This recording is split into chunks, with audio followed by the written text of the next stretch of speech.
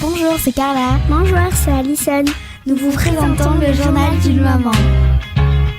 Bonjour, je suis Vanessa Sidbon, bienvenue dans notre émission de mercredi, il est 9h35 et nous allons parler aujourd'hui de la prise en charge des enfants hyperactifs et l'apport de l'ostéopathie avec Ophélie qui est ostéopathe. Bonjour Ophélie. Bonjour. Donc vous êtes Ophélie Ribière, vous êtes donc diplômée en ostéopathie de l'école d'Anier d'ostéopathie de Paris. Par la suite, vous avez suivi diverses formations en périnatalité et en pédiatrie.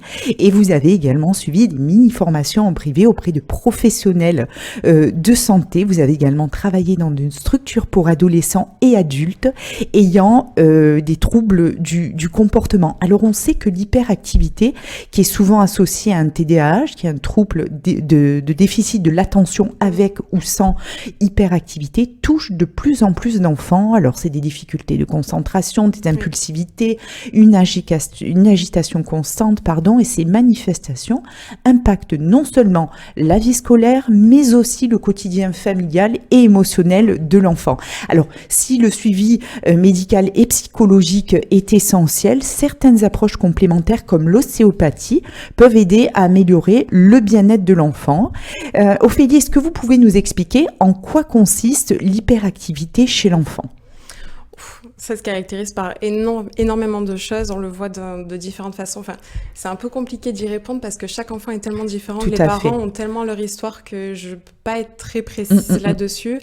Moi, quand je pose beaucoup de questions, ça va de l'imagination de l'enfant à tout ce qui est scolaire, sont des comportements qui peuvent être quantifiables en fait. Donc c'est un peu complexe de répondre à cette question. Tout à fait. Alors on sait qu'en fait, en gros, c'est une grande difficulté à canaliser son énergie, du coup, à rester attentif. Oui. Et comme vous dites, il peut avoir plein de formes différentes.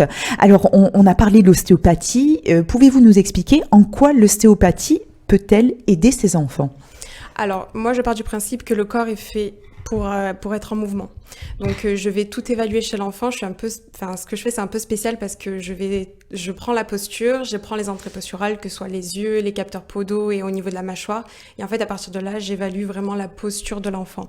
Il y a de plus en plus d'études aujourd'hui qui prouvent que des problèmes au niveau de la posture entraînent des déficits de l'attention, du langage, des troubles même de la mémoire, etc. Et donc moi, mon but, c'est de redonner de la mobilité. Et quand j'ai une limite, c'est de donner à d'autres professionnels parce que je travaille beaucoup avec d'autres professionnels de santé. C'est une histoire de plusieurs personnes en même temps, pluridisciplinaires, comme vous dites. Quels sont les bienfaits observés chez vos jeunes patients après ces séances ? Alors j'ai beaucoup de retours de professeurs maintenant qui m'envoient des enfants, même des médecins. On a des enfants qui sont beaucoup plus apaisés. Je ne traite pas, attention, je ne suis pas professionnelle de santé, je ne suis qu'ostéopathe, donc je ne peux pas traiter. Par contre, j'accompagne et j'améliore en fait la vie de ces enfants.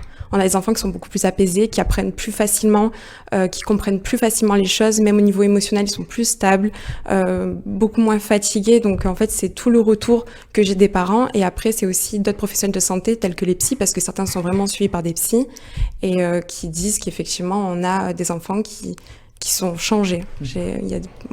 C'est ce qui revient. Alors, est-ce qu'une approche qui peut se combiner, est-ce que c'est une approche qui peut se combiner avec d'autres suivis ? Parce qu'on l'a dit tout à l'heure, c'est un travail pluridisciplinaire. Oui. Qu'est-ce que vous conseillez comme autre suivi pour ces enfants, en plus de l'ostéopathie ? Orthopsie, plus. On n'y pense pas souvent. Non. Ouais. Moi, je réfère. En fait, je travaille avec une orthoptiste. Bon, maintenant, elle est sur la Ciotat, mais elle m'a donné des tests. J'ai un test. Si, à partir de là, on a une amélioration, du coup, elle m'a donné des exercices que je peux donner aux parents à faire à la maison. Sinon, je lui envoie directement les enfants. Et ça, l'orthopsie, vraiment, c'est magique, quoi. Sur les troubles de lecture ou des choses comme ça, ça aide énormément. Et podo aussi. Et podologue. Ah oui. Oui. Alors ça, vous voyez, ça me serait pas venu à l'idée de...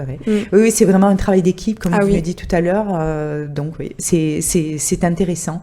Ma dernière question, quel message aimeriez-vous adresser aux parents d'enfants hyperactifs qui sont un petit peu dans cette tumulte en ne sachant plus quoi faire ? Alors... Bon courage, beaucoup de patience.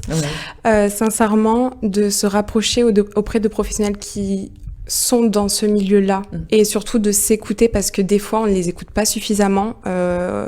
On peut souvent dire mais non vous inquiétez pas c'est l'âge, il y a rien du tout et en fait ils sont complètement démunis. Après avec les réseaux sociaux il y a énormément d'informations, il y a de tout et de rien, tout c'est tout un mélange mais en fait c'est vraiment de se rapprocher auprès de professionnels, même des psychiatres. Il y a une psy par exemple qui est sur la Ciotat qui est spécialisée là-dedans, de se rapprocher auprès d'eux pour voir quelle prise en charge il peut y avoir mais surtout de s'écouter. Voilà.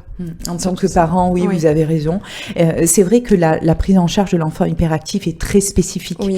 Et il y a beaucoup de professionnels qui se forment de plus en plus. Et vous êtes une ostéopathe qui est spécifiquement donc formée à l'hyperactivité des enfants. Comment vous voyez l'évolution du coup de ces petits au fil des séances ? La plus belle évolution que j'ai eue, c'était un enfant de 6 ans qui était suivi avec des collègues à moi qui sont orthophonistes, qui ne voulaient ni être approchés, qui avaient limite un top. Donc c'est les enfants qui sont assez vulgaires, on va dire, avec les parents, etc. Et en fait, en 3 ans, ils n'ont pas pu mettre la main sur lui. Moi, la première séance, bon, ça a duré 30 minutes, mais j'ai pu le mettre sur la table, travailler sur lui. Et maintenant, c'est lui qui demande à venir en séance, en fait. Donc, même les enfants savent de quoi ils ont besoin. Même eux, par eux-mêmes, ils ont vraiment, ils savent de quoi ils ont besoin. Donc, c'est vrai que il faut aussi les écouter. C'est magnifique. Alors, on rappelle aux parents qu'il ne faut pas rester seuls face aux difficultés et de se rappeler que leur enfant n'est pas défini n'est pas défini par son hyperactivité et avec une prise en charge adaptée, du soutien, des approches complémentaires comme l'ostéopathie avec vous, Ophélie, il est possible d'apporter beaucoup de confort et de mieux être à l'enfant et aussi de soulager le quotidien familial. C'est important de le préciser. Ophélie, vous avez une page Instagram où vous partagez beaucoup de choses dessus aussi. J'invite les auditeurs à se rendre sur votre page parce que vous partagez une vision de l'ostéopathie quelque peu différente. Oui. Et ça, c'est très appréciable. En tout cas, je vous remercie d'être venu parmi nous aujourd'hui. Merci de continuer à vous occuper de ces enfants qui ont besoin de beaucoup d'aide et merci d'avoir précisé que c'était quand même une prise en charge pluridisciplinaire et ça, il ne faut pas l'oublier. Ophélie, merci beaucoup. Chers auditeurs, je vous remercie de nous avoir suivis. On se retrouve très vite pour une nouvelle émission. Au revoir.